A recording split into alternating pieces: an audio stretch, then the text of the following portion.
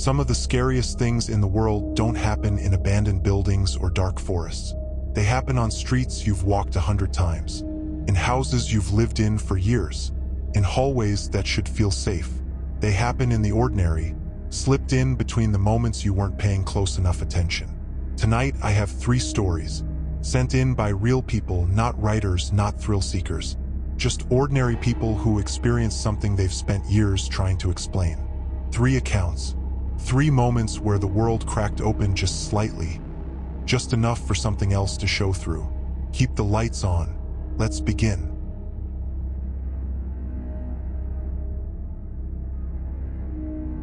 As a housekeeper at a mid-range hotel for 3 years in my mid-20s. It wasn't glamorous work, but I liked the routine. You develop a rhythm doing that job. A room takes a certain number of minutes. Your cart moves in a certain order. Your day has a shape to it. Routine is comforting, until it isn't. Room 9 was always cold. Not slightly cool, cold. Even in August, when the rest of the second floor was warm enough that I tie my jacket around my waist. Room 9 was cold enough to put it back on before I went in. I mentioned it to maintenance twice. They checked everything, found nothing wrong, shrugged, and moved on. It was just one of those things. Buildings have personalities. Room 9 was cold, but that wasn't what bothered me. What bothered me was the mirror. Every time I came into that room, the mirror was angled slightly. Not dramatically, maybe 5 degrees. Just enough to show the corner, the ceiling, the floor where they met. I'd straighten it. Every time, it would be back the next day. One afternoon in November, I came into room 9 to turn it over after a checkout. The room was empty. I propped the door open with my cart and went to strip the bed. I had my back to the mirror, and at some point, gradually the way wrongness tends to arrive, I became aware that what the mirror was reflecting wasn't in the room. I want to explain why I didn't just turn around. The reason you don't just look is that some part of your brain sends a clear signal. If you look, something changes. As long as you don't look, you can still choose to believe you're wrong. I stood there for 30 seconds, not moving, that terrible cold pressing in from all sides. Then I turned around. The mirror was reflecting the room. Just the room. The corner slightly angled the way it always was. Nothing else. I finished that room faster than I've ever finished any room before or since. The next morning, room 9 had been occupied overnight. A solo traveler, a businessman who stayed with us a few times a year. Regular guest. When I came in to clean, the room was messy but unremarkable. But the mirror had been removed from the wall. Completely. It was sitting on the floor, face down, leaning against the closet. No note, no explanation. I asked the front desk if the guest had said anything. They told me he had called at 2 a.m. asking to be moved to a different room. He paid for both rooms without complaint. He checked out at 6 a.m. He never came back. I never found out what he saw, and I never looked directly into that mirror again.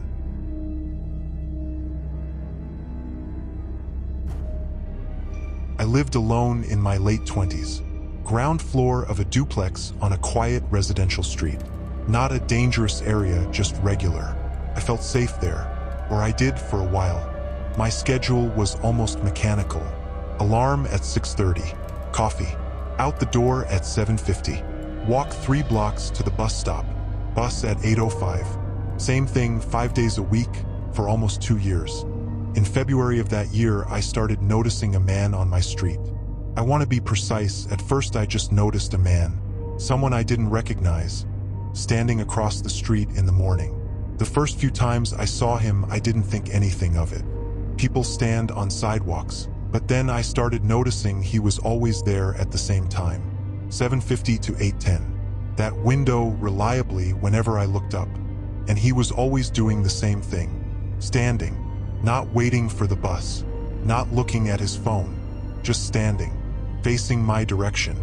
By the 4th or 5th time I was looking for him, I come out my front door and immediately scan the street, and I would find him. Every time, standing, watching, or at least facing my way. And I kept telling myself I was just pattern matching, that the human brain finds meaning in repetition even when there's none. Then one morning I came outside and he wasn't there. I noticed his absence before I'd even fully registered I was looking for him. I walked to the bus stop with a strange, uncomfortable feeling. Not relief, something harder to name than that. That morning at 11, I got a call from my upstairs neighbor. She worked from home. She told me someone had rung my doorbell repeatedly for 10 minutes starting at 8:15. When she looked out the window, there was a man on my porch she didn't recognize. She knocked on her floor to alert me. He eventually left. 8:15. 10 minutes after my bus departed. He had waited until I was gone, then come to my door. 3 weeks passed. He was gone. Then my company changed my schedule. Not a deliberate test, just a real change.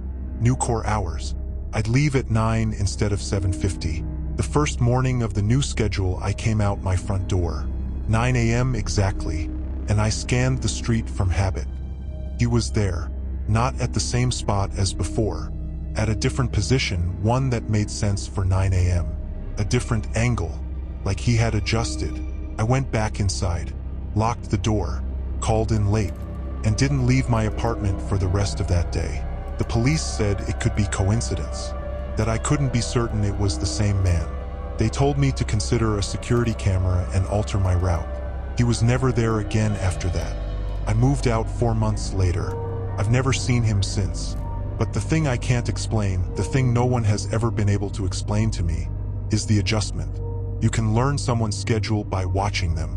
But he adjusted within 1 day of my schedule changing. One morning, I still don't leave my house the same way twice in a row.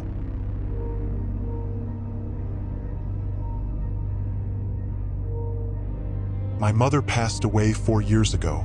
It was not unexpected. She had been ill for a long time. But anticipated grief is not smaller grief.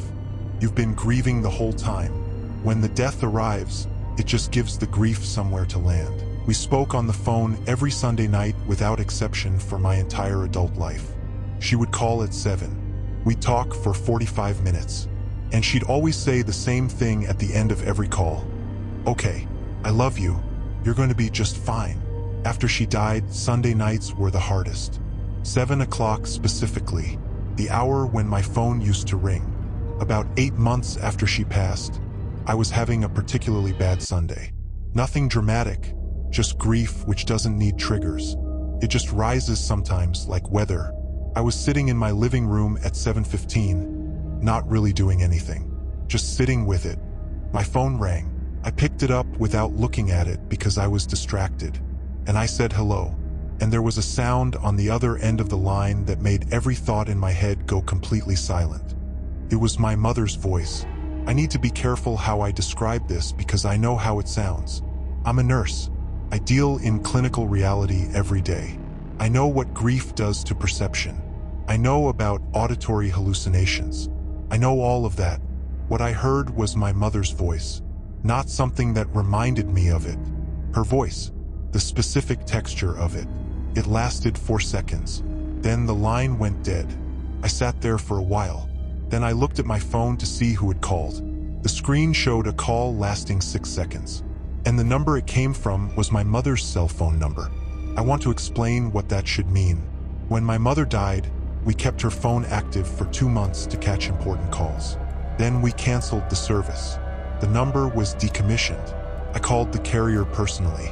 A decommissioned number doesn't make outgoing calls. Can't. It doesn't exist as a functioning number anymore.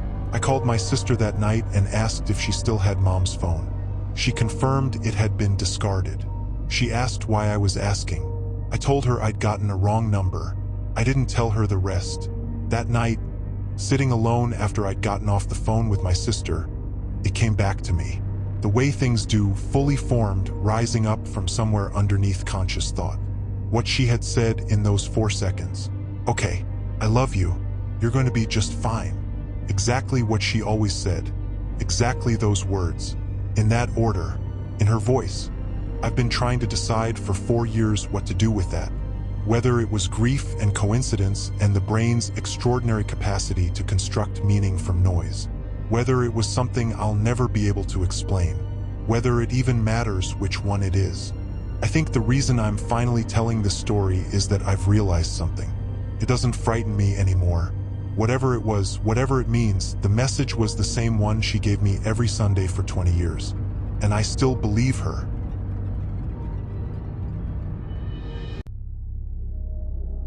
A mirror in a cold hotel room. A man who knew your schedule before you changed it. A voice from a number that no longer exists. 3 stories. 3 moments where the ordinary revealed a seam. A place where something else was visible, just briefly, just enough. You can explain all 3 of these away. I've given you the rational interpretations throughout. The mind is powerful. Coincidence is real. I know that. But the people who sent me these stories aren't asking you to believe them. They're just asking you to consider the possibility that the ordinary isn't as solid as it looks. That the rooms you know best, the streets you walk every day, the Sunday nights that always go the same way, all of it has a surface. And sometimes something is on the other side of it, pressing in. If you have something you've been carrying, something you've never told anyone, something the rational explanations never quite fit, my email is in the description. You don't have to carry it alone. Take care of yourselves, and I'll see you in the next one.